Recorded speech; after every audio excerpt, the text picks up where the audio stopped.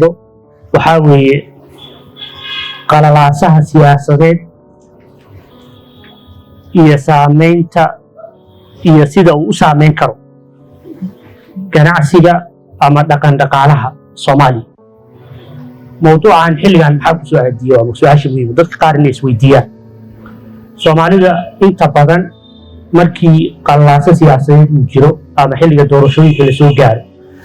markasta waxaan ku mashquulnaa oo xoogga aan saarnaa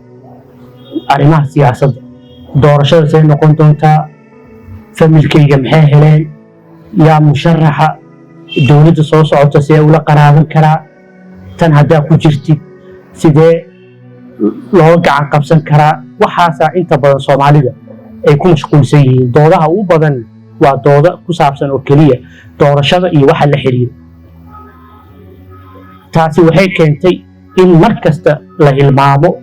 ama waqti aanan la gelinin isbedelada siyaasadeed, qalalaasaha siyaasadeed iyo culeysyada siyaasadeed jira siday u saameyn karaan nolosha qofka Soomaaliga ah. Sidaas darteed waxaan rabnaa maanta mawduuca xoogga saarayno waa mawduucaas. Waxaan rabaa arkaan inaan si gaara ugu mahadceliyo inay kulankaan ciwaankan ay tixgeliyeen, sababtoo ah Soomaalida siyaasadda waa ka cararaan laakiin inay ku dhiirideen ay aqbaleen ruuxaantii waa mawduuc aad muhiim u ah. Waxaan ka hadli doonaa arrimahan ugu muhiimsan qaybta hore hordhaca. Midda labaadna waxaan ka hadli doonaa Soomaalida bahda ganacsatada siyaasadda waxay see u arkaan ama see ula falgalaan. Midda kaloo saddexaad oo muhiimka waxaa weeye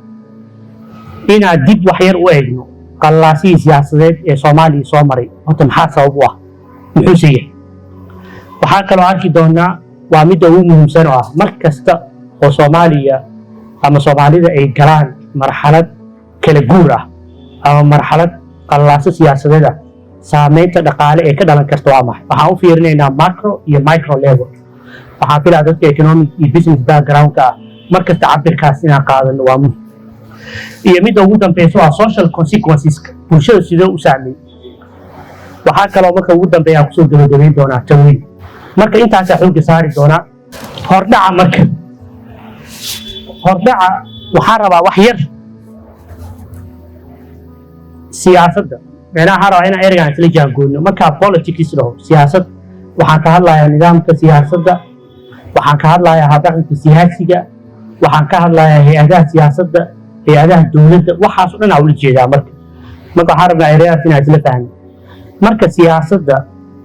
iyo marxaladda siyaasad ee lagu jiro mar kasta saameyn waxay ku leedahay ganacsiga iyo nolosha. waana qofka ganacsadaha ah ama qofka muwaadinka ah noloshiisa waxyaalo badan oo siyaasadda ay saameynaysa ayaa ku jira oo si joogta ay u saameynaysa. marka haddaa ganacsado tahay ama aad rajeynaysa ganacsado inaad noqotid ama muwaadin inaad tahay, siyaasadda saddexdan shay way kaa saameyn kartaa. midda koowaad shuruucda government regulations, shuruucda soo baxa qofka ganacsadaha ah ama hay-ad kasta way saameyn kartaa. marka saameynta laba iskugu jirtaa. marka saameynta shuruucda dowladda ay soo saarto,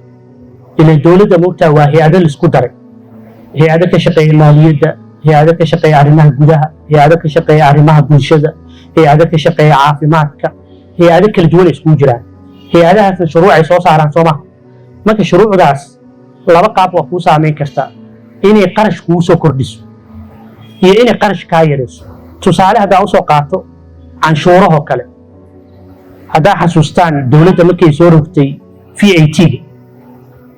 ama VAT-ka, qofka muwaadinka ah shaaxii $1 hadduu ku cabi jiray waxaa laga yaabaa inuu ku tagay $1.5. markuu $100 alaaba gato inay ku soo korortay $5. marka sida adiga ay kuu saameynayso oo VAT-kaas uu adiga kugu soo kordhiyay qarash, si la mid ah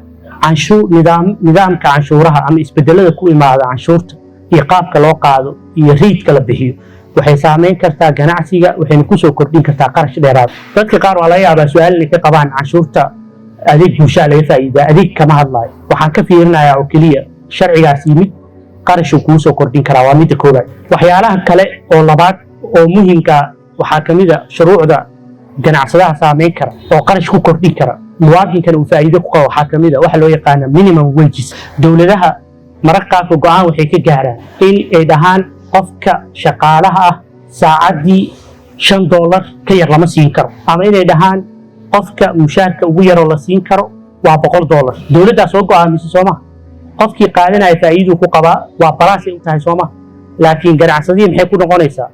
qarashay ku noqonaysaa sooma qarashkaasna mar dambe waxaa laga yaabaa alaabta iyo adeega ganacsiga ee bixinaya inay soo saaraan waxyaalaha kale oo shuruucda uu saameyn karo waxaa kamid ah dowladda soo saari karo ama nidaamka siyaasadeed ka soo bixi karo waxyaalaha environment-ga la xiriira haddaa xasuustaan dhowr sano ka hor dowladda go'aan waxay soo saartay ah lama isticmaali kara bacaha wax lagu qaato marka waxaa laga yaabaa inay kuu taalay laba container oo baca inay meel kuugu jirto hadhow maxaa ku qasban tahay inaad tuurtid soomaha wixii kale oo la ogolaaday inaad keentid marka waxaa kaloo intaas waa waxyaalaha qarashka soo kordhin karo laakiin taas cagsigeeda mararka qaarkood dowladda waxay soo saartaa regulations faa'iido u ah qofka ganacsadaha maxaa kamid a inay siisa taageerada maxaa kamid a inay dhahaan dowladda ay dhahdo kale ganacsatada ka shaqeeya wax soo saar waxaa u sameynay canshuur dhaaf waxaa u sameynay shidaal raqiisa inay helaan iyo waxyaalo kale oo muhiim ah waxyaalaha subsidiga ama taageerada ah marka kaas waa shuruucda marka sharci markuu soo baxo qofka shakhsigana wuu saameyn karaa hay-adna wuu saameyn karaa ganacsadana wuu saameyn karaa waxyaalaha kale oo siyaasadda ay kaa saameyn karto waxaa kamid a hogaanka markuu isbedelo soomaaliya waa taqaaniin aan umalayna anaga soomaaliya hogaanka markuu isbedelo hal shay hadduu isbedelo hal shay aan ka naqaana waa maxay wasiirada inay baxaan agaasimayaasha inay baxaan taas markii laga soo tago waxay kaa saameyn kartaa waxaa laga yaabaa wadamada soomaaliya oo kale ah oo sistamka dowladnimada uu nugul yahay waxaa laga yaabaa qandaraaskii dowladda aad ka haysatay in la joojiyo maamulkii aa baxay sooma maamul cusub aa yimi in qandaraaskii la joojiyo ama culays kale uu kaaga imaado waa waxyaalaha suurtagalka ah wadamada hormarayna markii hogaanka uu isbedelo hogaanka cusub oo imaanaya wuxuu la imaadaa siyaasado cusub weliba yurub iyo maraykana aad u yaqaano markii xisbiga laybarka conservativeka waxaas isbedelaan waxaa isbedelo fakarka ay ka qabaan immigrationka dadka ajaanibta ah shaqada caafimaadka laakiin soomaaliya waxaa naga quseeya markii nidaam jiray uu baxo nidaam cusub imaado soomaalida kala wareegaa u naqaanaa kala wareegaas waxaa laga yaabaa qandaraaskaadi inuu meesha ka baxo shaqadii meesha aad ku haysatan inay meesha ka baxdo waa suurtagal waxaa rabaa siyaasadda waxay kaloo keeni kartaa soomaaliya isbedelada siyaasadeed waxay keenaan wax loo yaqaana political deadlock maxaa kamid a tusaale markii xasilooni darro siyaasadeed ay jirto ama qallaaso siyaasadeed uu jiro waxyaalaha dhici kara waxaa kamid a dagaalada dhaco dagaaladaas laftirkeeda qof ganacsadahana way saameynaysaa muwaadinkana way saameynaysaa marka siyaasadda habdhaqanka siyaasiga hay-adaha dowladda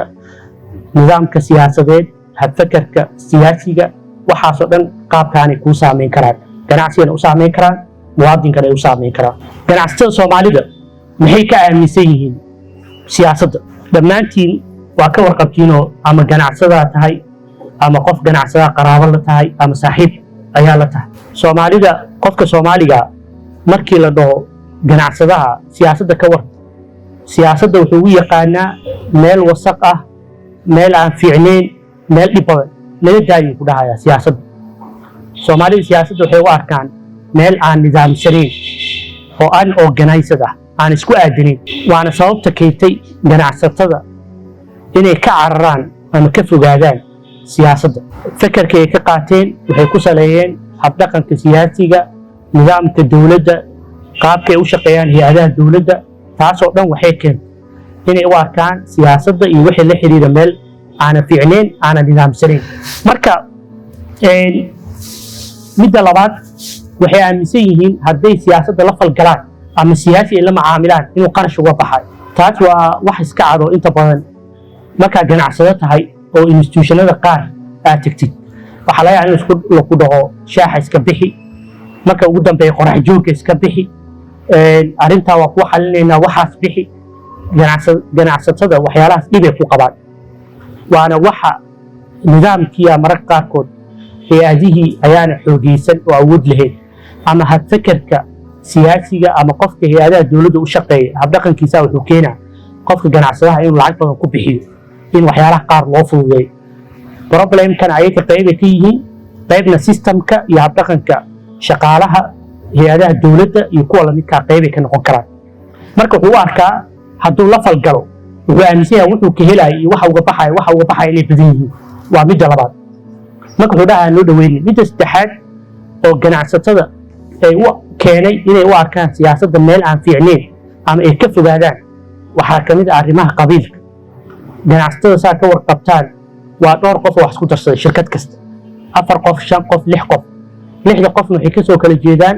waxaa laga yaabaa 6 qabiil oo kala duwan. soomaalida dhaqan waxay leeyihiin 6da qof oo wax isku darsaday haddii siyaasiyiinta ka mid ah uu ganacsiga dhibaato u geysto, haddii shirkadda ay isku daydo inay dhaleeceyso waxaa laga yaabaa mid ka mid a milkiilayaasha inay isku cid yihiin oo ninkaas wax lagama sheegi karo. marka si loo ilaaliyo unitiga iyo jiritaanka iyo isla socodka ganacsatada ayaa keenaya ganacsatada inay ka fogaadaan inay siyaasiyiinta qaar ama siyaasiga inay si public ah u dhaleeceeyaan ayagoo ka cararaya saaxiibadood kale ee wax la leh. waa midda koowaad. qabiilka waxaa kaloo sabab u ah hadhow qaybtii dambaa ku tegi doonaaye qofka soomaaliga ah soo qadaynin caawa casho meel ku ogeyn markii siyaasi ciddiisa wax laga sheego waxaa laga yaabaa dhiigga inuu ku kaco. siyaasiga uu difaacayana waxaa laga yaabaa hotel inuu seexdo, dhaqaale iska haysto, ilmihiisa dibadda jiraan. waa lamid ganacsatadana dhibkaas uu ka dhex jiraa in siyaasiyiinta aysan ganacsatadu wax ka sheegi karin iyaga oo ilaalinaya ganacsatada kale ee wax la leh ee ku haybta ah siyaasiga markaas ay u arkaan inuu caqabadiya. taas waxay ka fogeysay ganacsatada inay siyaasadda iska dhaafaan ay keentay. waxaa kaloo keenay security-ga, amniga. dadka qaar waxaa laga yaabaa haddii arrintii qabiilka ay xal u heleen in amnigiisa kale nafta uu baqo. taasaa waxaa keentay qofka marka inuusan meel ka hadlo. midda afaraad oo ugu dambaysa oo ugu muhiimsan waxaa weeye ganacsatada iyo aqoon-yahanka Soomaaliyeed baa ku soo daro ama dadka shirkadaha maamulo fahan xooggan kama haystaan xiriir ka dhaxeeya siyaasadda iyo ganacsiga. hadduu ganacsiga haddii siyaasadda dalka ay mid tahay mid degan oo fiican, ganacsigana wuxuu noqonayaa mid degan oo fiican. haddii siyaasadda ay tahay mid aan xasilooneyn, ganacsiga wuxuu noqonayaa mid aan xasilooneyn, nidaamsanayn, isku aadaneyn. tusaale waxaa u ah maanta maxaa wax u dhoofin la'ana waxaana wax u dhoofin karin nidaamkeenna siyaasiga iyo hay-adaheena dowladeed aan nidaamsanayn. adduunka markaa qofku wax dhoofinayo waxaa u qareema oo advocacy-ga u sameeya waa dowladda, hay-adaha dowladda u sameeya, ayagaa dibadda taga, carwooyin ka qayb gala. marka waa isku xiran yihiin. marka waxaa la rabaa haddii ganacsada aad tahay ama qofka ganacsadaha waxaa laga yaabaa 10 milyan inuu hal dabaq ku bixiyo, laakiin ma awoodo 100,000 inuu ku bixiyo aragti iyo shirar lagu islaaxinayo ama lagu xalinayo mowduuc siyaasadeed. marka maxay keentay marka nin 10 milyan ku shaqeeya in wiil yaroo $200 qaato inuu ganacsigiisa uu ka xiro ama uu ku dhibaateeyo meeshii la rabay inuu asaga jaangooyo ninkaasuu ku imaanayo iyo qaabku u fakerayo iyo qof ka dambeeya inuu gacanta ku hayaa laga rabo. marka waxaa keenaya marka inaysan u arkin siyaasadda iyo ganacsiga inuusan xiriir fiican uusan lahayn. marka waa caqabad. waxaa arkaysaa shirkad weyn oo ka cabanayso arrin aad u yar, waana arrin ay ka shaqayn kareen, waqti ay gelin kareen. degmadana shirkadaada ku taala Soomaa waa inaad ka shaqayn kartaa haddaa hanti badan ku leedahay degmada in gudoomiyaha degmada, ninka waaxdaas mas-uulka ah, ninka amniga mas-uulka ah inaad adiga wax ka jaangooyi karti marka imaanaya. laakiin haddaa ka carirti berri wax kama qaban karti. waana meesha la rabo aan u soconno Soomaali haddaan dhahay. ganacsatada keliya maaha, muwaadin ahaan degmada aad degantahay, waaxda degantahay waa inaad saameyn ku leedahay aad ka shaqayn karti. laakiin subax haddaa kasoo tegtid oo habeenkiina ay imaato maqribki waxna aadan ka ogeyn waa caqabad. marka taas 4taas qodob oo meesha aan ku qoray waa 4ta qodob oo keenay in ganacsatada ay u arkaan siyaasadda iyo waxa la xiriira inay tahay meel aanan fiicnayn, ay tahay meel aan lala falgeli karin, aysan fiicnayn in lala falgalo. waxaan rabaa marka qaybtan waxaa uga hadli doonaa Soomaaliya xasiloonida ama qallaasaha siyaasadeed ee Soomaaliya horta waa noocee ama sidee uu yahay. waxaan rabaa meeshaan inaan ku eegno fikir guud inaan ka bixiyo. markasta waxaa maqalnaa qallaaso siyaasadeed, xasilooni darro siyaasadeed iyo waxa la midka ah. marka Soomaaliya maxaa sabab u ah? meena sababta intaan u guda gelin waxaan rabaa inaan fikir guud ka bixiyo marka hore. waa wax inta badan ka dhaca wadamada Soomaaliya oo kala ah ama wadamada loo yaqaan low income countries wadamada dhaqaale ahaan hooseeya ama dhaqaalahooda heerka dhexe uu yahay, wadamada dhaqaalahooda aad u horumarsan yahay, inta badan qalalaase siyaasadeed kama dhaco. laakiin wadamada dhaqaalahooda uu hooseeyo, dadka wacyigooda uu hooseeyo, dadka aqoontooda ay hooseyso, inta badan waxaa ka dhaco qalalaase siyaasadeed. haddaad si aad la socotaan wadamada dariskeenna xilliga doorashada markii la soo gaaro waxaa ka dhaca qalalaase siyaasadeed, culaysyaa ka dhaco, caqabado badanna way ka dhacaan. marka intaas waa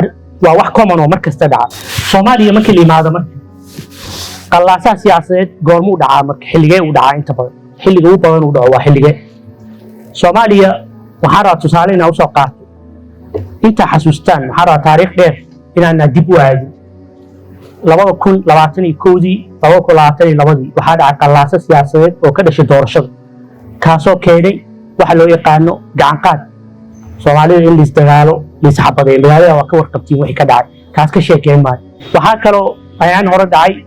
sanadka hadda aan ku jirno 2025-2026 asagana waxaa dhacay qalaaso kale oo siyaasadeed oo ka dhashay arrimaha doorashooyinka iyo waxa lamidkaa. marka Soomaaliya waxay iska noqotay wax common ah markii xilliyada doorashada la gaaro inay dhacaan qalaaso siyaasadeed oo mararka qaarkood keena gacan qaad, dagaal, habaacsanaan iyo culaysyo kale. qalaasahaas inta badan wuxuu dhacaa at the end of every presidential term. markasta markii madaxweynaha xilligiisa uu dhammaan rabo, xilligaas markas waxaa bilowda qalaasaha siyaasadeed. markay ka dhiman tahay waxaa u moodaa Soomaalida hadda inay ku ballameen qofka waqtigiisa ha dhamaysto. markay bil ka dhiman tahay qeyladii iyo buuqii hal mar Soomaaliya uu bilowday. marka ani dadka aaminsanaa kamid ahayba haddaa stage soo gaarna qofka in la sugo inuu mandatekiisa dhamaysto, meel fiicana hadda marayno. mar waxaa jirta aan la sugi jirin Soomaa oo qofka inuu mandatekiisa u dhammaado inuusan dhammaanin. marka taasi waxay muujinaysaa markii madaxweynaha xilligiisa dhammaan rabo ama dowladda waqtigeeda dhammaan rabo inay qalaaso xasilooni darro siyaasadeed inay dhacdo. waxaa u sababa midka geeska ah in mashruucii dowlad dhiska Soomaaliya inuusan dhammaanin ayay muujinaysaa. weli dowladnimadeeda inaysan xoogeysan, meelaha wadamada dowladnimadooda ay xoogeysatay. arrimaha doorashada qalaase kama dhaco, arrimaha doorashada xasilooni darro siyaasadeed kama dhacdo, amniga ma xumaado, habaacsanaan xagga bulshadana ma dhacdo. waa laga yaabaa xilliga doorashada doodo iyo muran iyo debates inay dhacaan, waa wax dabiici. laakiin waxaan ka wadaa wax anaga wadankeena ka dhaca inta badan wuxuu ka dhacaa Soomaaliya iyo wadamada lamidkaa. weliba anaga waxay noo muujinaysaa in Soomaaliya aysan weli fadhiisan. mararka qaarkood waxaan rabaa meeshaan inaan idinla wadaago. markaa riboodyada caalamiga akhriyo waxay dhahaan Soomaaliya is a fragile state. marka waagii markaa akhriyo markaa arko aad u dhibsan jiray erigaas. laakiin waxaa ogaaday labadii doorasho tan hadda aan xilligan iyo 2021-2022 wixii dhacay waxay ii xaqiijiyeen in nidaamka dowladnimada Soomaaliya uu yahay wax fragile, wax weli aanan meelaha fragile-ka waa maxay? wax aad u nugul oo weli aanan adkeyn. because in 30 sano kadib 20 sano kadib in Soomaali magaalada dhexdeeda la isku xabadeeyo, dad la weeraro, dhibaatooyin ka dhacaan, macnaha waxay muujinaysaa in nidaamka dowladnimada Soomaaliya uu yahay mid nugul. riboodyadaas wixii aan ku arki jirnayna ruuxaantii waxaa ka jira. because markii aad report ku aragto Soomaaliya is a fragile state, macnaha laga yaabo dadka qaar aqoonyahanada adig meesheena fadhiya waa ka xanaaqi jirtay. laakiin haddaana dhaqankaa la bedelin oo gacanka hadalka iyo dhibaatada iyo xasilooni darrada siyaasadeed aan laga joogsan, waxay noqonaysaa xaqiiqa oo jira. macnaha wax adag maaha. waa aragteen diyaaradaha markii wax la soo saarayo calaamadaha lagu muujiya alaabtan alaab jabi karta waaye iska ilaali. marka ninka alaabta qaadayo wuu ogyahay alaabtan inay tahay alaab jabi karta, marka muxuu sameynaa? wuu ilaalinaa. marka anaga waxaan rabaa saas inaa u ogaado in nidaamka dowladnimada mashruuci weli uusan dhammaystirmin, in la xoojiyana uu baahan yahay. maxaa keenay marka anaga in Soomaaliya political crisis ama qalaaso siyaasadeed inuu ka dhaco Soomaaliya? maxaa keenay marka? qodobadan meesha ku qoran ayaa keenay. midda koowaad aan ka bilaabaya number 1. midka koowaad waa maxay? waa elite power struggle. annaka siyaasiyiinteenna oo ku hardamaya mashruuca dowladnimada. wadamada hormaray iyo wadamada dhaqaalahooda iyo wacyigooda u fiican yahay waxay ka doodaan wax loo yaqaano political ideology, aragti siyaasadeed. laakiin annaga Soomaaliya waxa ka jira waxaa shakhsiyaad ama xilka ha haayo ama yuusan haynin, ayakaa waxay isku haystaan yaa wax noqonayo. marka taasaa waxay keenaysaa markasta marka shacabkiina way u kala qaybsameen meeshii la rabay in shacabka ay noqdaan wacyigooda kuwa aad u sarreeya shacabkii waxay u kala qaybsameen haldoorka siyaasiga ah si uu fakerayo marka taas waxay keentay meeshay noo jiheeyaan haddii 20 siyaasi ay wax isku haystaan 20 siyaasi u kala qaybsanna ama qabiil u kala qaybsanaan ama dana siyaasadeed u kala qaybsanaan waxay ahayd bedelkeeda inaan xoogga saarno aragti siyaasadeed horta ninka caafimaadka muxuu ka aaminsan yahay waxbarashada muxuu ka aaminsan yahay dhalinyarada muxuu ka aaminsan yahay aqoonta muxuu ka aaminsan yahay waxay ahayd saas inaan ugu kala hiilino laakiin waxaa ugu hiilinay dana siyaasadeed mid dhaqaale iyo mid qabiil taasaa waxay keentay marka inay jigeeyaan midda labaad oo hoose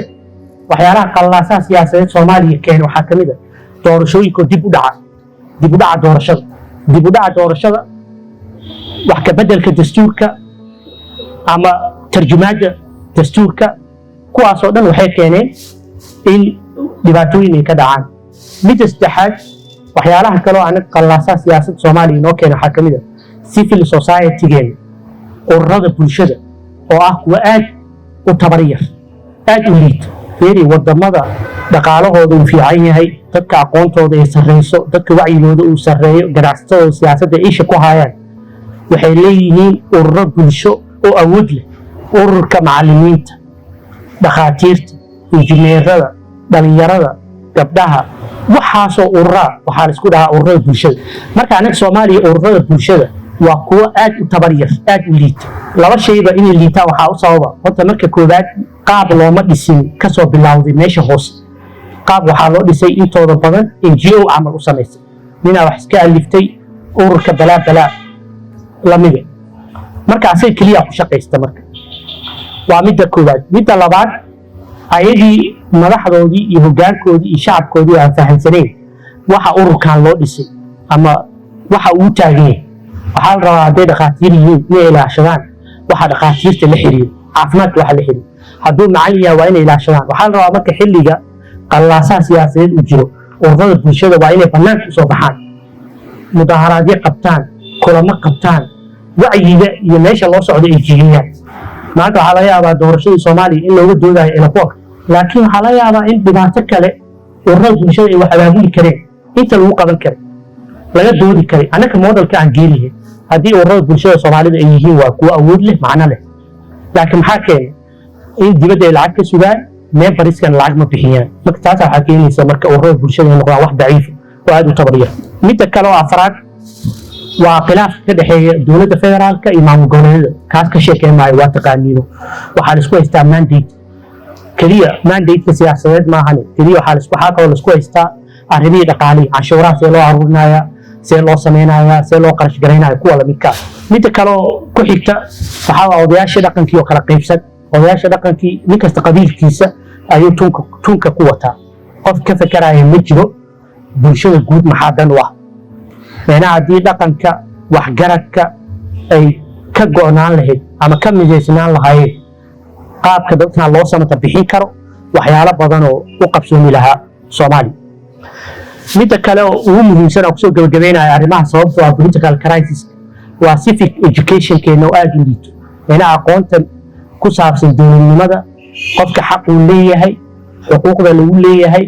kaalinta laga rabo inuu ka ciyaaro siyaasadda kaalinta uu ka ciyaaro laga rabo inuu ka dheelo ama uu ka qabto bulshada degmada uu degan yahay waxaasoo dhan waa wax aad u hooseeya soomaaliya taas waxay u keentaa haddii laamiga qashin lagu soo daadiyo qof kasta geesuu ka marayaa sooma dhammaanteen haddii hadda halkaas qashin lagu soo daadiyo qof kasta geesuu ka mari doonaa qof isku dayaya malaha qashinkaa muxuu yahay inuu suuti marka taas waxay keentay wacyi bulshada inuu aad u hooseeyo marka taasa waxay keentay dadka wax kasta in laga samaysan kara marka waxaan rabaa meesha aan u socono waa meesha marka intaas waxay ahayd hordhac mar kasta oo qallaaso siyaasadeed uu dhaco maxaa dhaqaale ahaan maxaa dad soo gaari karo marka laba u kala qaadaynaa wax national ah iyo wax ku saameyn kara shakhsiyaadka iyo shirkadaha macnaha macro markaa ka hadlaayo waxaa ula jeedaa waa Soomaaliya level waa national level si guud markaan micro fiirinayna MI waxaan ka hadlayaa waa shakhsiyaadka individualka householdiga shirkadaha sidoo u saameyn karaa markii qallaaso siyaasadeed ama xilliga kala guurka la soo gaaro ama xilliga kala wareegga waxaa rabto bixi ereyga kala wareegga dadka yaqaanaan ama kala guurka xilliyada marka sidee u saameyn karaa dhaqaalaha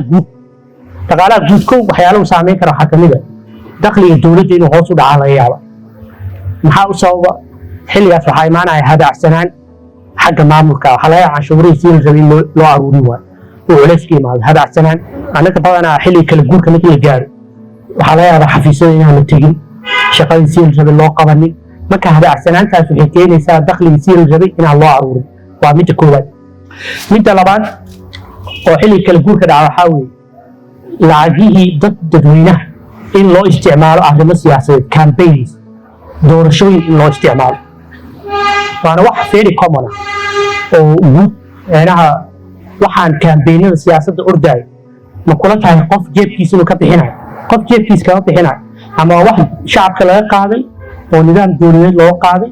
ama waa wax magaca Soomaaliya banaanka loo keenay oo qof si gaar u qaatay ma jiro qof $100 uu leeyahay campaign gelinayo ma jiro siyaasadeed marka maxaa dhacay xilliga kala guurka lacag badan waxaa lagu bixiyaa laaluushka siyaasadeed oo yaa waxaan si xildhibaanka waxaan si arrintaa qabo miidiyaha waxaan ku bixi dacayad ii samee waxaasoo dhan marka waxay ka go'an tahay dhaqaalaha Soomaaliya adeegii adiga aan helin inaan meesha ka baxayo marka saas in awood waadnaba midda saddexaad xilligaa markii lasoo gaaro hay-adaha taageera Soomaaliya saa ka warqabtaa 60% 70% wax ku dhow dakhliga dowladda banaanka ka yimaada meelaha dowladda haddii $100 haysato 70 waxaa bixiya hay-adaha caalamiga $30 waxaa laga aruuriyaa gudaha marka 70kaas waxaa laga yaabaa hay-adaha qaar inay dhahaan inta lagu jiro xilliga kala guurka ah lacag ma bixinaan mashaariicda inay istaagaan waxyaalaha dhacay ka mid midda afaraad oo ugu muhiimsan oo aan rabo inaa xasuustaan waxaa mar kastoo kala guur la gaaro 2 sano mise halka sano bar kala guurka lagu jiro wuxuu dib u dhigayaa isbedeladii horumarineed ee dhanka dhaqaalaha iyo siyaasadda dib u dhigaya baarlamaanka waa la kala tegaa sooma wax maan shuruuc ma lahan ma samaynayaan xilli kala guurka hal abuur ma jiro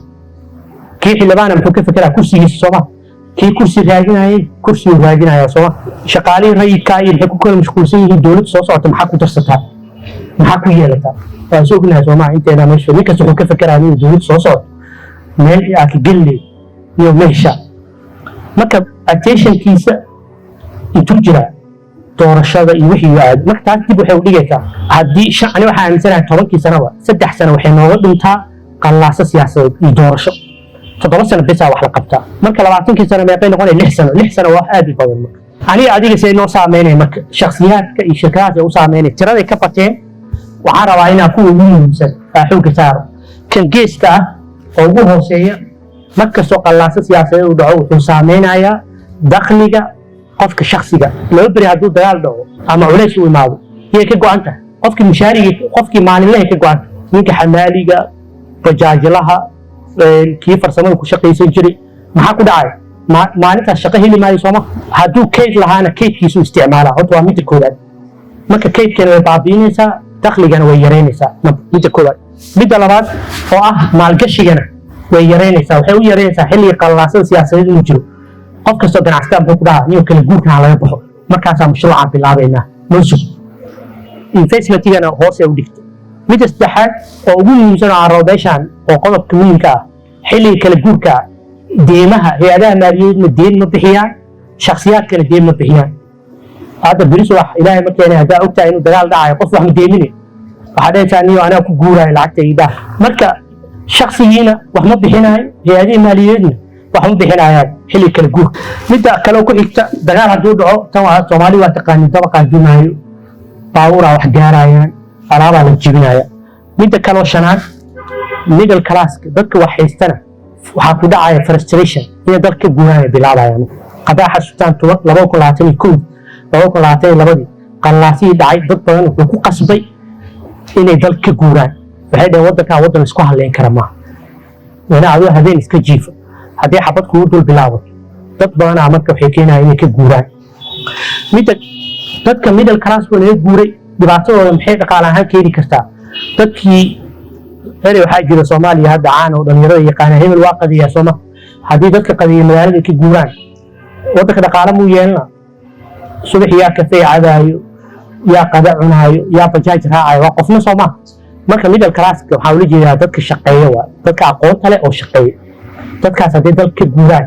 nin waxaa arkaysaa Soomaaliya waxyaalo la yaab waxaa kamid ah 3,000 ku shaqeeyaa mise 2,000 ilmihiisa Nairobi uu geeyey 1,700 Nairobi u jira asana 300 meelahan oo cambuulo ku cunaa habeenkii 1,700 u diray dibadda waxay qayb ka qaadatay wax soo saarka dalkaas iskuul ilmihiisa geena guriga kaleysanaaya isbitaal u bixinaya 300 Soomaaliya ku isticmaal dhibaatay ku tahay ilaa si wax ma cuni kara ilmuhu wax u diraya habeenkii meelahan hal door cambuulo ka cunaya شاح $1 inuu cabo dhaqaalihi ciqaab ku yaafay waa ciqaab marka middle class-ka dadka qadiye dalka inay ka guuraan maaha qodob kale oo lixaad ajnabiga Soomaaliya imaan lahaa maal gashan lahaa wuxuu aaminsan yahay farmeesha meel la aadi kara maahan iga wad siisaba qofka dad badan oo arkay siyaasiyiin oo dhahay maalgashatada ajnabiga soo badinayna Soomaaliya keenayna siisaba qofka maalgashadaha ajnabiga ma fiiriyo siyaasad wuxuu fiiriyaa xasiloonida shuruucda iyo fursadaha dalkaas yaal waxaas xaan kala ma yaqaan si kastoo ugu sheekiis wuxuu ku weydiinaa shuruucda xasiloonida siyaasadeed iyo fursad meesha ma taala saddexaas qodob u fiiriya marka siyaasiga markuu dhawo maalgashiga ajnabiga badinayna waxaa ka fiican inuu ka shaqeeyo saddexaas qodob arrimaha socialka gabagabadii aan maraynaa social ka sheekeynayna waa taqaanii midda koowaad waxaa dhacaya dhimasho dhaawac qof dhan oo Soomaaliya oo bulshada waxtar u lahaa inuu ku dhintaa laga yaaba ama naafo inuu ku noqdo wax soo saarka Soomaaliya ka go'an tahay mana qalaasaa siyaasi xil u jiro qodobka labaad waxaa dhumaya kalsoonida u dhaxeeya muwaadinka iyo siyaasiga markii siyaasiga ilmihiisa uu dibadda geysto uu xamar imaado ama dowladda ka tirsanaado ama mucaarad ahaado uu qalaasa siyaasadeed ka shaqeeyo adiga maxaa dareemaysaa oo sida ilmahaada la qaxay markaba ma aaminaysaa qof siyaasi waa may mid kale oo saddexaad diaspora waxaan rabaa xilliga diaspora inay jirtaa lagu jira sanad kasta diaspora waxay imaadaan bisha May ilaa October ay u badan yihiin haddii xilligaas qalaasa siyaasadeed uu dhaco qofkii diaspora Soomaaliya imaado waxaa laga yaabaa inuu imaado waalidka ka duceysi Soomaaliya laakiin dhaqaalaha marka laga fiiriyo tigidhku soo raacay lacagaha ku leenahay diyaaradda soo qaaday lacagaha ka helaynaa magaalada markuu imaado lacagaha ka helaynaa Soomaaliya dadkaasna waa yaraanayaan midda kale oo ku xigta oo geeska ah waxaa imaanayo kala qaybsan waa aragtay xilliga qalaasaha siyaasadeed markii lagu jiro social media buuqa ugu badan ka socdo Soomaaliya anakoo reehegala qoladaas waxaas ma qaadan karno buuq dadku waa sii kala fogaanaya social media iyo qalaasaha siyaasadeed dadku sii kala fogeeyey aad u kala fogeeyey dad hadda social media wax ka socda haddii dagaal loo bedeli qof Soomaaliya ma noolaaday macnaha waxa buuq ka socdo iyo nacaybka social media ka socdo macnaha wax aad u foorxiya qofa asoo fadhiya dibadda jooga oo kafay meel iskaga cabayo inuu dhahaa laga yaabaa annaka reebel haddaan nahay waxaas ma qaadan karno marka mid miskiin uu goynaya oo baajiyo iska joogo biyana haysan raashinna aan haysan kii aad ka xiiqsan marka ma dhahayo ninkaan dhahayo reebel waxaas haddaan meel loo saaray ninkaan lee qabow ku jiraa adin lee qabow ma gashi kadib aas waraysataa marka oo reebelkaas uu doodaya ha imaada Soomaaliya baajiyaha tago geel ha raacdo qori ha qaad markaasaa la ogaan karaa marka qof inuu qabiilka daacad arrimaha qabiilka ay daacad u ka yahay kale middle class-ki waa ka hadlay ku laabmaayo waxyaalaha kale oo tahriibka noo keenay waxaa kamid ah qalaasaha siyaasadeed markasta dadka way niyajabinayaan markii dagaal uu dhaco in tahriibka xilliga qalaasaha siyaasadeed in tahriibka ay badiyaan waxaa sabab u ah markii dagaal uu dhaco ama buuq xooggan uu dhaco waalidka muxuu bilaabaa ilmihiisa ula cararo Soomaa haddii wiil dhalinyara u joogo dhahoniyo kan intuu labada qolo mid ku biiri lahaa iyo kan maaska dirta deen uu qaadanaya guri iibinaya boos hadduu lacagtiisana lacag u siinaya wadaa ord liibiska iyo meesha intaa ku dhiman lahayd bal wax kale isku day marka tahriibka qayb weyn ka yahay qalaasaha siyaasadeed gabagabada marka intaasoo dhan waxay muujinayaan waxyaalahan ka soo hadlay siyaasad xasiloon waxaan ka wadaa ganacsiga inuu noqdo mid wanaagsan oo barwaaqa shuruudaha waxaa ka mid ah in la helo siyaasad xasiloon oo degan sidaas darteed waxaa la rabaa ganacsatada inay saameyn ku yeeshaan siyaasadda aqoon-yahanka uu siyaasadda galo Soomaaliya labada meel oo caqabada weyn laga istaxaa siyaasadana qofkii soo feelgaroobaa gala ciidankan inta ugu badan soo feelgaroobaa gala waa labada shay oo la rabay dadka elite-ka oo smartiga inay ka shaqeeyaan marka siyaasadda see loo qayb qaadan karaa arrimahana loo qayb qaadan karaa Soomaalida qaabkii siyaasadda ganacsatada ugu shaqeeyaan waxaa waaye wax loo yaqaano pay as you need approach markuu leen meel ugu xiran yahay oo siyaasadda la macaamilaa bas uu tagaa lacag yar u bixinaa arrintii soo kala furanaa waa kasoo tagaa subax dambe ku laaban maayo marka shirkadaha waa ogtiin waa ka shaqaysiin shirkado meel wax uga dhigaya nin yaa naga furi karo hebel nin oo kisu tuur markii leenkii uu soo dhamaadana siyaasadda ku laaban maayaan sanadka dambe problem markuu qabsado marka waxaa loola jeedaa intaa u baahan tahay bixi waayo marka soomaalidu waxay kaloo ganacsatada siyaasadda u galaan qaab qabiila arrinaa ku taagan soomaa shirkadii dadkii wax isla lahaa loo yeeraayo nin adaa qabiil hebel qabiil hebel waaye maan kala hadishi kala furfuraa loo yaqaana soo arrintaasna waa arrin kaloo muhiim marka waxaan rabaa inaan kusoo gebagabeeyo shantaan arrimood waa muhiim si aan uga qayb galno siyaasadda midda koowaad in industry associations ururada ganacsatada matala waa in la xoojiyo waa midda koowaad midda labaad in ganacsatada ay lacag ku bixiyaan u qareemidda iyo u doodidda ganacsiga iyo siyaasadda hadda xilli kala guuraa laga yaabaa in lagu jiro marka ganacsatada waxaa la rabaa marka inay lacag geliyaan model doorashadii wixii ka shaqeeyaan midda saddexaad cilmi baarista inay lacag geliyaan